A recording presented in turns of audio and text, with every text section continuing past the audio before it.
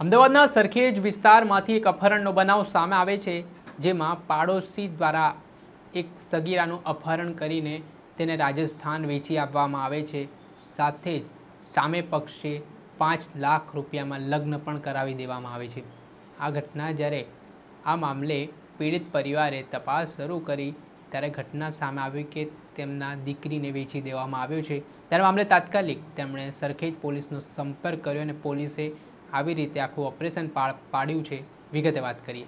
વૈષ્ણવજન તો તેને કહીએ જે પીડ પરાઈ જાનાને રે.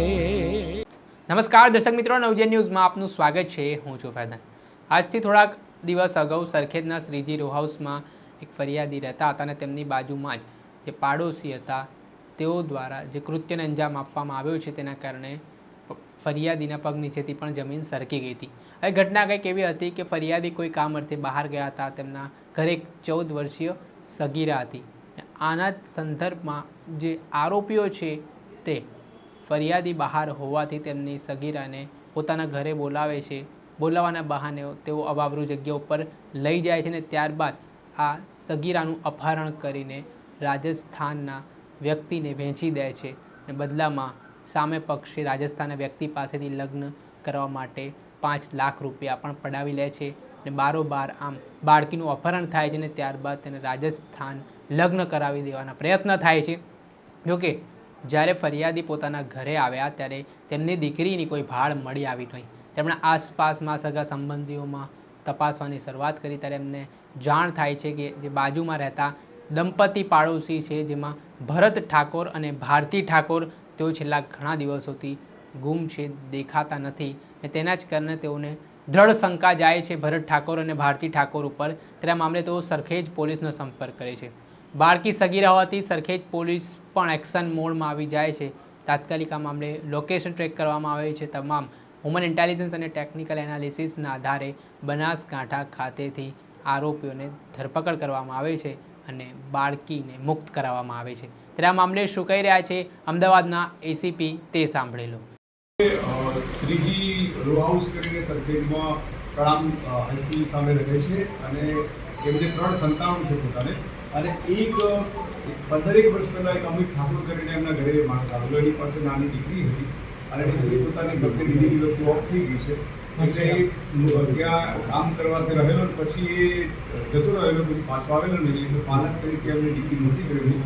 અત્યારે એને એ દીકરી છે એની ઉંમર છે 14 વર્ષ અને 7 મહિના જેવી ઉંમર છે. જે દીકરી છે એ તારીખ 29/4/25ના રોજ પોતાના ઘરેથી આવું સગી જતી રહેલી. ત્યાર પછી જે ફરિયાદી છે એને પોતાના સગાવાલામાં તપાસ કરતા મળી આવેલ નહીં. આ દરમિયાન ફરિયાદી પોતે છે 5/5 થી 22/5 સુધી 4 ધામ યાત્રા કરવા ગયેલા. ત્યાર પછી આવીને જોયું તો એમની ઘરની બાજુમાં તો ભદ્રાજસિંહ અને ટીનાબેન કરીને છે એનું ઘર બંધ હતું એટલે તેમને શંકા જતા તેમણે તપાસ કરાવેલી. તો એમની દીકરીના લગ્ન ભદ્રાજસિંહ અને ટીનાબેને રાજસ્થાનના વીરસિંહ કાળુસિંહ ઠાકોર સાથે કરેલા હોવાની હકીકત ધ્યાન ઉપર આવતા તેમણે સરખેજ પોલીસમાં ફરિયાદ કરેલી.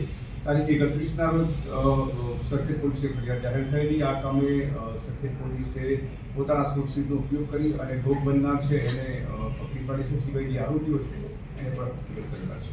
આરોપીઓ કોણ કોણ છે, કેટલા અને રોજ શું છે, કેટલા રૂપિયામાં સોનું કર્યો હતો? આમાં અત્યારે તપાસ હાલ ચાલુ રહી છે, પરંતુ જે તપાસમાં ખુલ્યું છે એ પ્રમાણે જે બાજુમાં રહે છે જે આરોપી વનરાજસિંહ છે એના ભાઈ ભાભી અને આરોપી વનરાજસિંહ ટીના એ છે સિવાય જેની સાથે લગ્ન થયા હતા એ વીરસિંહ રાઠોડ કહે છે એ આરોપી તરીકે છે અને તપાસ હાલમાં ચાલુ છે. કેટલા રૂપિયામાં નક્કી કર્યું હતું લગ્ન કરવાના અને છોકરી પણ આપીને પૈસા પણ લઈ લીધા હતા? અત્યારે તપાસ ચાલુ છે. ફરિયાદીએ કીધું એ પ્રમાણેની હકીકત છે, પણ હવે તપાસમાં જે ખુલે એ પ્રમાણે ખબર પડશે. ફરિયાદીનો શું આક્ષેપ છે? ફરિયાદીનું કહેવું એવું છે કે એમને જે આ સગીરની પોતાની દીકરી છે એને કોઈ રીતે લંચાવી અને પોતાના વિશ્વાસમાં લઈ અને એને લગ્ન એણે કરાવી દીધા હતા. લગ્ન ધાર્મિક વિધિ પ્રમાણે સુધામાતર મંદિર છે રાજસ્થાનમાં આવેલું છે ત્યાં કરેલા છે. કાયદેસરના લગ્ન કરેલા છે. હવે આપણે કયા કયા મુદ્દાઓ પર તપાસ કરીશું? આમાં કયા કયા છે? આમાં બેઝિક એ છે કે આ લોકોએ છોકરીને કેવી રીતે વિશ્વાસમાં લીધી, પછી કેવી રીતે સંપર્ક કર્યો, અગાઉથી કોઈ સંપર્ક કર્યો હતો કે પહેલાં સંપર્ક કરીને પછી આ છોકરીને લલચાવવામાં આવેલી હતી અને ઉદ્દેશ શું હતો એ બાબતે તપાસ કરવામાં આવશે. ફરિયાદી અને આરોપીઓ એકબીજાના પાડોશીઓ કેટલા વર્ષથી કેટલાક સમયથી હતા?